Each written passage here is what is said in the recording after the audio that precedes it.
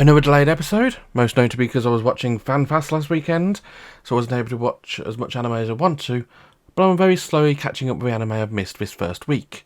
I watched another 4 episodes today, plus 4 more which I'm going to be reviewing in the next episode, and I'm going to let you know what I think of them. 4 shows of varying quality, no real major standouts so far this season, except for one I'm not able to preview, because it's not officially streaming anywhere yet.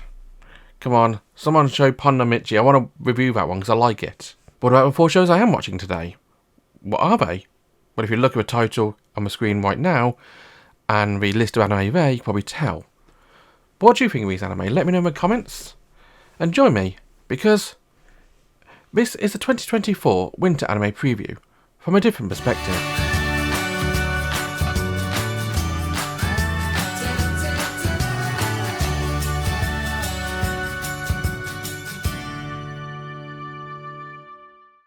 First up today, we got a bit of a rarity, an anime which is simulcasting not on Crunchyroll or HIDIVE, but actually on Netflix.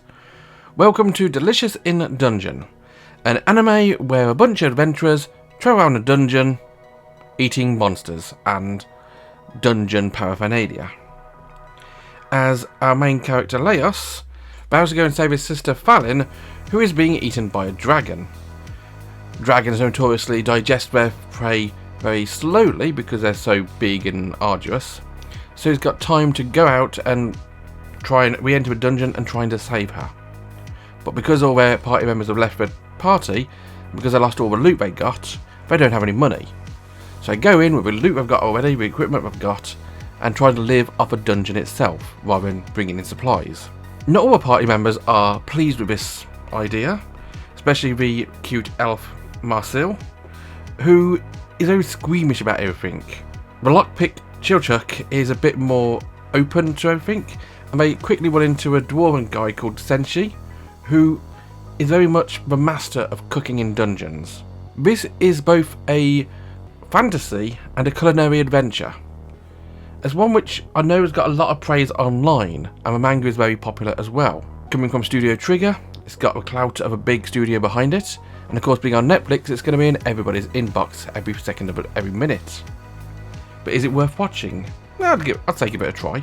It's not going to win any awards for outstanding storytelling. The characters are cute, the animation's good, but then again you'd expect that from Studio Trigger. The plot looks like it's going to be very samey, but I do like a good culinary adventure every so often. As I said earlier, if you want to watch Delicious in Dungeon, you can find it on Netflix. Next up, you've got The Wrong Way to Use Healing Magic. It's an isekai, who would have thought it.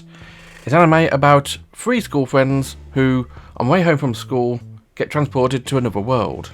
The main character, Ken Asato, is very much the odd man out of this trio, as the other 2 characters, Suzune Inukami and Kazuki Ryusen, both hear dramatic bells as they're transported to another world. They are the selected heroes, destined to save a day, to save a world from a demon king. Ken is just walking home with them due to random circumstance, and gets transported with them by mistake. But because he's transported to another world with the heroes, he gets tested alongside them for what type of magic he can use. Suzune is super excited to know she can use lightning magic, Kazuki can use the stereotypical hero light magic, and Ken gets a very soft, warm, green glow. He's a wielder of healing magic, as the anime title may suggest. This gets everybody nervous, as healing magic is rare, and the current lead trainer in the rescue squad, Rose, is a very interesting character who trains her healers up in a very unique manner, likely to cause harm to Ken in the long run. This looks to be very much a shonen isekai. The main character is going to be trained up amongst a bunch of random shonen characters. If you told me there were extras from Bleach, I would believe you. As to how the plot's going to go, this one seems very predictable. There's nothing really that this anime seems to be doing which is unique. Even the idea that the main characters have got a relatively boring ability, like healing magic, isn't something unique. Heroes get boring abilities all the time and find a way to turn them to their advantage. I'm sure that's going to be the case as well. It may be the wrong way to use healing magic. It's also the wrong way to start a isekai show these days. Doesn't stand out. Not one for me. You can find it on Crunchyroll. The next show today is also not an isekai. It is The Unwanted Undead Adventurer, an anime where our main character, Rent, goes out into a dungeon one day to try and level himself up, try and improve himself. He's not going for any kind of hard jobs, he's taking a long grind to reach the pinnacle of his skills so he can just get a decent income and live a decent life. Unfortunately, he takes things a little bit too far, finds a secret passageway which no one's found before, travels down it and finds a dragon. And promptly dies. But that's not the end of the show, and as the title suggests, he is revived as an undead adventurer, as a skeleton. And starts wandering a dungeon, thinking, okay, what am I going to do now? I'm now a skeleton. He can't go back to town, since any kind of cleric who comes across him will just instantly purify him and he'll be gone. So he hatches a fantastic idea that he's going to wander a dungeon killing other monsters to level himself up, and throughout time, evolve himself into a more humanoid undead monster. First of all from a skeleton, into a ghoul, into other things, eventually probably into a vampire which is going to pass for a human. I'm sure that's got no downside whatsoever. And that's basically the entire premise of the first episode. There's not really much plot. You see a bunch of random characters back in town who seem to care for Rent, not that Rent really knows much about them. It's probably a clueless main character guy. And he's just wandering a dungeon killing slimes and skeletons and eventually evolving into a ghoul. It's not a CG anime, but the way the skeleton is animated is definitely CG. And it's kind of distracting at times, but given the fact we've seen skeletons before in this manner, it doesn't surprise me one bit to see a very bony animation procedure being carried out here. This may appeal to some, but it's a bit slow and a bit dull for me. There's not really much going on. There's no real hook. It's not offensive, it's just not present. If you want to watch The Unwanted Undead Adventure, you can find it on Crunchyroll. Finally today, we have Sasaki and Peeps, a rather confused anime about a generic office worker called Sasaki who adopts a little bird called Peechan, or Peeps, and goes on adventures once he realises that Peeps is not an average bird, is an incredible sage from another world who grants Sasaki super special powers so they can work together and eat delicious food every single day. Unfortunately, not everything goes the way they intend to go.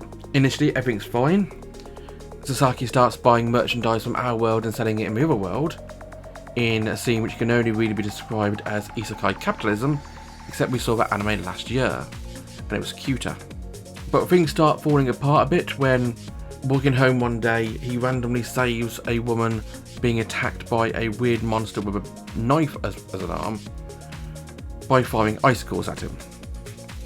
Unfortunately for him, she appears to be an agent working for a secret government agency of sidekicks who have special powers. Hers appears to be the ability to control water, and she instantly sees Sasaki as very, very useful to her. As he can create ice, she can control it. Now she tells him that not everybody only has a single power, except that his power is not a psychic power, it's actually a magical power, and he can do lots of other stuff like creating fire and stuff, but he's not going to spill the beans on that because he knows he's going to get himself into even more trouble and probably experiments on a secret government agency. There's also what is a blatantly yandere lolly girl waiting outside his flat every day, and panicness going on in other worlds. This is isekai crossed with sidekick adventure, crossed with generic office work and cute pet yandere girlfriend anime. It seems like it's wanting to be everything, and as crazy as it sounds, it kind of is. The first episode had a lot of warning flags, so much so I'm not going to truly recommend it, but it's worth trying. This one's got so many different avenues it can go through. I don't know which one it's going to take. It may try and take all of them, and if it does, it may stumble. But the characters look interesting. Sasaki is relatively boring, but that plays up for his own benefit. And Peeps is a cute bird. If you want to watch Sasaki and Peeps, you can find it on Crunchyroll. That was Delicious in Dungeon, The Wrong Way to Use Healing Magic, The Unwanted Undead Adventurer, and Sasaki and Peeps, for anime of middling quality. No real standouts. What did you think? Let me know in the comments. Remember to like, comment and subscribe, and follow me on Twitch for more. Until next time, bye bye.